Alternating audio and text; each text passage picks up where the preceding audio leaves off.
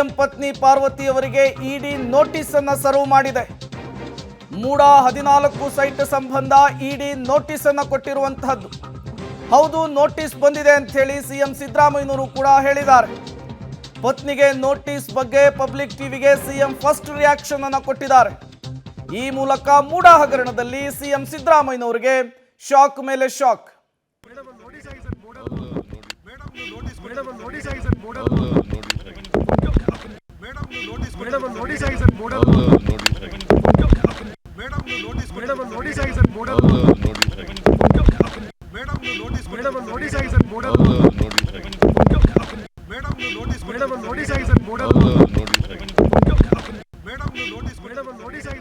ನೀವು ಕೂಡ ವಿಜುವಲ್ಸ್ ಅನ್ನು ಗಮನಿಸ್ತಾ ಇದ್ದೀರಿ. ಪತ್ರಕರ್ತರು ಕೇಳಿರುವಂತಹ ಪ್ರಶ್ನೆ, ನಿಮ್ಮ ಧರ್ಮಪತ್ನಿಗೆ ನೋಟಿಸ್ ಸರ್ವ್ ಆಗಿದೆ ಇಡಿಯಿಂದ ಅಂತ ಹೇಳಿ. ಅದಕ್ಕೆ ಸಿಎಂ ಸಿದ್ದರಾಮಯ್ಯನವರು ಹೇಳ್ತಾರೆ, ಹೌದು ನೋಟಿಸ್ ಬಂದಿದೆ ಅನ್ನೋದನ್ನು ಖಚಿತಪಡಿಸಿದ್ದಾರೆ. ಇನ್ನು ಸಚಿವ ಭೈರತಿ ಸುರೇಶ್ ಬುಡಕ್ಕೂ ಕೂಡ ಮೂಡ ಇಡಿ ಬಾಂಬ್.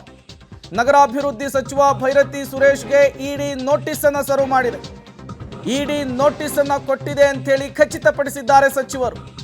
ಪ್ರಕರಣ ಕೋರ್ಟ್ನಲ್ಲಿದೆ, ಈಗೇನು ಕೂಡ ಇದರ ಬಗ್ಗೆ ಮಾತನಾಡಲ್ಲ.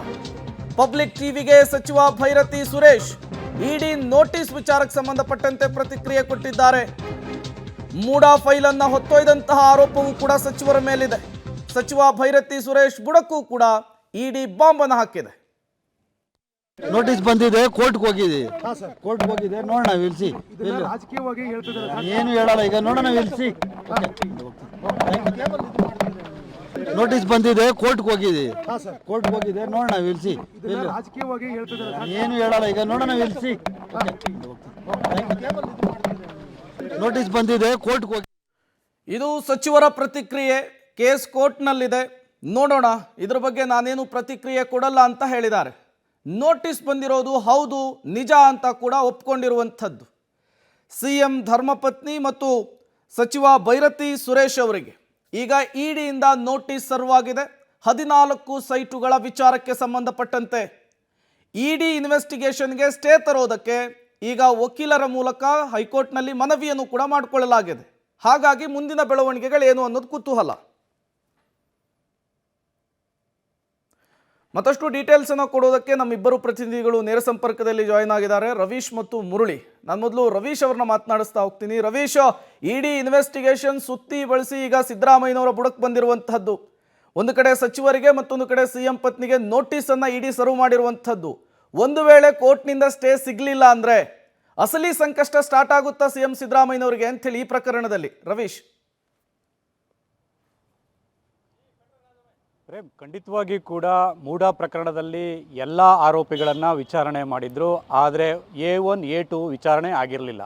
ಆ ಕಾರಣಕ್ಕೋಸ್ಕರವಾಗಿ ಸಿಎಂ ಸಿದ್ದರಾಮಯ್ಯ ಮತ್ತು ಸಿಎಂ ಪತ್ನಿಯವರಿಗೆ ಯಾವಾಗ ನೋಟಿಸ್ ಕೊಡ್ತಾರೆ, ಯಾವಾಗ ವಿಚಾರಣೆ ನಡೆಯುತ್ತೆ ಅನ್ನೋದ್ರ ಬಗ್ಗೆ ಕೂಡ ಸಾಕಷ್ಟು ಕುತೂಹಲ ಇತ್ತು. ಅದರಂತೆ ಕಳೆದ 21ರಂದು ಮಂಗಳವಾರ ನೋಟಿಸನ್ನು ಜಾರಿ ಮಾಡಿದ್ದಾರೆ. ಈ ಸಂದರ್ಭದಲ್ಲಿ ಸಾಕಷ್ಟು ಕಾನೂನು ತಜ್ಞರ ಜೊತೆ ಸಮಾಲೋಚನೆಯನ್ನು ಕೂಡ ಸಿಎಂ ಸಿದ್ದರಾಮಯ್ಯ ಅವರು ನಡೆಸಿರ್ತಕ್ಕಂಥದ್ದು. ಅಂದರೆ ಇಡಿ ನೋಟಿಸ್ ಪ್ರಕಾರ ನಾಳೆ 11 ಗಂಟೆಗೆ ಆ ಒಂದು ಇಡಿ ಕಚೇರಿಗೆ ತೆರಳಿ ಅವರು ವಿಚಾರಣೆಯನ್ನು ಎದುರಿಸಬೇಕಾಗತ್ತೆ. ಈ ನಡುವೆ ಇವತ್ತು ಕೋರ್ಟ್ಗೆ ಹಾಕೊಂಡಿರ್ತಕ್ಕಂಥದ್ದು ಮತ್ತು ವಿಚಾರಣೆಯು ಕೂಡ ಮಧ್ಯಾಹ್ನ 7:30 ನಂತರ ಬರುತ್ತೆ. ಇಂಥ ಸನ್ನಿವೇಶದಲ್ಲಿ ಒಂದು ಕಾನೂನಿನ ಹೋರಾಟವನ್ನು ಮಾಡೋದ್ರ ಜೊತೆಗೆ ಎಲ್ಲೋ ಒಂದು ಕಡೆ ಈ ಒಂದು ವಿಚಾರಣೆಯಿಂದನೂ ಕೂಡ ಒಂದು ರೀತಿಯಲ್ಲಿ ದೂರ ಅಂತರವನ್ನು ಕಾಯ್ದುಕೊಳ್ಳೋದಕ್ಕೆ ಸಿಎಂ ಸಿದ್ದರಾಮಯ್ಯನವರು ಪ್ಲಾನ್ ಮಾಡಿದ್ದಾರೆ. ಆ ಕಾರಣಕ್ಕೋಸ್ಕರವಾಗಿ ಕೋರ್ಟ್ ಮೊರೆ ಹೋಗಿರ್ತಕ್ಕಂಥದ್ದು. ನೋಟಿಸ್ ಬಂದಿರತಕ್ಕಂಥದ್ದನ್ನ ಸಿಎಂ ಸಿದ್ದರಾಮಯ್ಯ ಮತ್ತು ಭೈರತಿ ಸುರೇಶ್ ಇಬ್ಬರೂ ಕೂಡ ಒಂದು ರೀತಿಯಲ್ಲಿ ಒಪ್ಕೊಂಡಿದ್ದಾರೆ. ಅಂದರೆ ECIRನಲ್ಲಿ ಅಂದರೆ ಇಡಿಯ ಒಂದು FIR ಇದರಲ್ಲಿ ಭೈರತಿ ಸುರೇಶ್ ಅವರ ಹೆಸರಿರಲಿಲ್ಲ. ಆ ನಂತರ ಒಂದು ರೀತಿಯಲ್ಲಿ ಆ್ಯಡ್ ಆನ್ ಆಗಿರ್ತಕ್ಕಂಥದ್ದು. ಹಾಗಾಗಿ ಎಲ್ಲೋ ಒಂದು ಕಡೆ ಮೂಡ ಕಚೇರಿಗೆ ತೆರಳಿ ಫೈಲ್ಗಳನ್ನ ಕದ್ದೊಯ್ದಿದ್ದಾರೆ ಅನ್ನೋದ್ರ ಬಗ್ಗೆ ಕೂಡ ದೊಡ್ಡ ಮಟ್ಟದಲ್ಲೇ ಚರ್ಚೆಯಾಗಿತ್ತು. ಆ ಬಗ್ಗೆ ಒಂದು ರೀತಿಯಲ್ಲಿ ಆರೋಪ ಪ್ರತ್ಯಾರೋಪಗಳು ಕೂಡ ನಡೆದಿತ್ತು. ಅದರ ಜೊತೆಗೆ ನಗರಾಭಿವೃದ್ಧಿ ಇಲಾಖೆಯ ಅಂದರೆ ಅಪರ ಮುಖ್ಯ ಕಾರ್ಯದರ್ಶಿಗಳನ್ನು ಕೂಡ ಒಂದು ರೀತಿಯಲ್ಲಿ ವಿಚಾರಣೆಗೊಳಪಡಿಸಿದರು. ಆದರೆ ಪ್ರಮುಖವಾಗಿ ಎಲ್ಲೋ ಒಂದು ಕಡೆ A1 A2 ವಿಚಾರಣೆ ಏಕಿಲ್ಲ ಅನ್ನೋದ್ರ ಬಗ್ಗೆ ಕೂಡ ಸಾಕಷ್ಟು ಒಂದು ರೀತಿಯಲ್ಲಿ ಚರ್ಚೆ ಆಗ್ತಾ ಇತ್ತು. ಅದರಂತೆ ಈಗಾಗಲೇ ಪಾರ್ವತಿಯವರಿಗೆ ನೋಟಿಸನ್ನು ಕೊಟ್ಟಿದ್ದಾರೆ. ಇದಾದ ನಂತರ ಸಿಎಂ ಸಿದ್ದರಾಮಯ್ಯ ಅವರ ಹತ್ರಕ್ಕೂ ಕೂಡ ಹೋಗುವಂಥ ಚಾನ್ಸಸ್ ಜಾಸ್ತಿ ಇರುತ್ತೆ. ಅವ್ರಿಗೂ ಕೂಡ ಇಡಿ ನೋಟಿಸ್ ಕೊಡುವಂಥ ಸಾಧ್ಯತೆ ಕೂಡ ಜಾಸ್ತಿ ಇದೆ.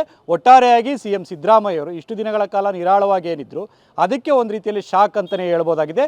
ಇದನ್ನು ಕಾನೂನಿನ ಮೂಲಕವಾಗಿ ಯಾವ ರೀತಿ ಎದುರಿಸಬೇಕು ಅನ್ನೋದು ಒಂದು ಕಡೆ ಆದರೆ, ರಾಜಕೀಯವಾಗಿ ಕೂಡ ಎದುರಿಸೋದಕ್ಕೆ CM ಸಿದ್ದರಾಮಯ್ಯನವರು ಭಾಳಷ್ಟು ಕಾರ್ಯತಂತ್ರಗಳನ್ನು ಕೂಡ ಮಾಡ್ತಾ ಇದ್ದಾರೆ. ಯಾಕೆಂದರೆ ಕಳೆದ ಮಂಗಳವಾರ ಬಂದಿರತಕ್ಕಂಥ ನೋಟಿಸ್ಗೆ ಇವತ್ತು ವಿಚಾರಣೆಗೆ ಬಂದಿರತಕ್ಕಂಥದ್ದು. ಹಾಗಾಗಿ ಕೋರ್ಟ್ನ ಒಂದು ಆದೇಶದ ಮೇರೆಗೆ ಎಲ್ಲವೂ ಕೂಡ ಸ್ಪಷ್ಟವಾಗಿ ನಿಂತಿದೆ ಅಂತಲೇ ಹೇಳ್ಬೋದು. Prem. Okay, thank you Ravish ತಮ್ಮೆಲ್ಲ ಮಾಹಿತಿಗಾಗಿ.